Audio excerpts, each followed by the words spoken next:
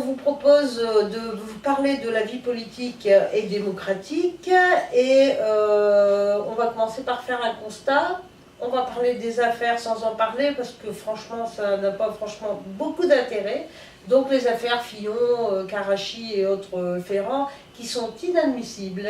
La politique qui devient un métier et qui permet de s'enrichir, le cumul des mandats qui fait que les gens restent en place pendant des années et que la société ne se renouvelle pas, et des retraites un peu scandaleuses et inéquitables, il faut le dire.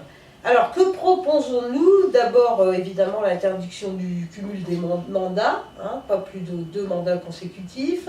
Nous proposons de refonder la démocratie en passant à une 6e République, redonner au Parlement l'initiative de la loi, de permettre également qu'il ait la maîtrise sur l'ordre du jour.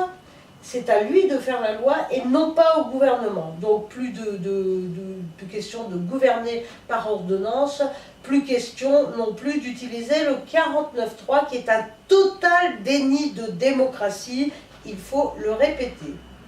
Alors nos parlementaires seront élus bien sûr au suffrage universel mais aussi à la proportionnelle pour que toutes les sensibilités politiques soient représentées. Et ces sensibilités devront, en fait, cette représentation devra respecter la diversité et la parité. Les citoyens auront l'initiative également. On est dans une démocratie de représentation, il faut plus revenir à une démocratie plus directe. Alors comment est-ce qu'on fait ça? Par le référendum d'initiative populaire.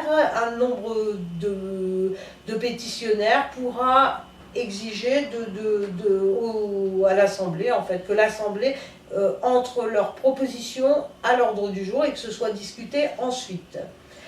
D'autre part, il faut accélérer la décentralisation pour impérativement alléger le millefeuille, ce qui n'a pas été fait jusqu'à présent, c'est-à-dire qu'à chaque fois on ajoute des strates et on complexifie les choses.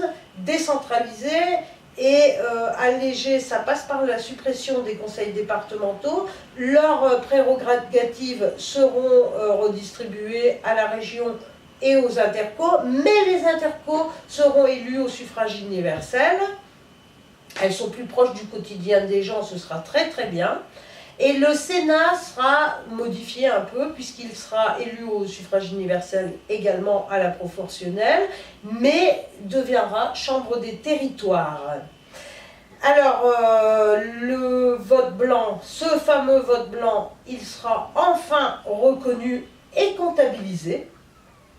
Ce qui fait qu'une loi une élection pourra être annulée et que chacun devra revoir sa copie quand le vote blanc sera majoritaire.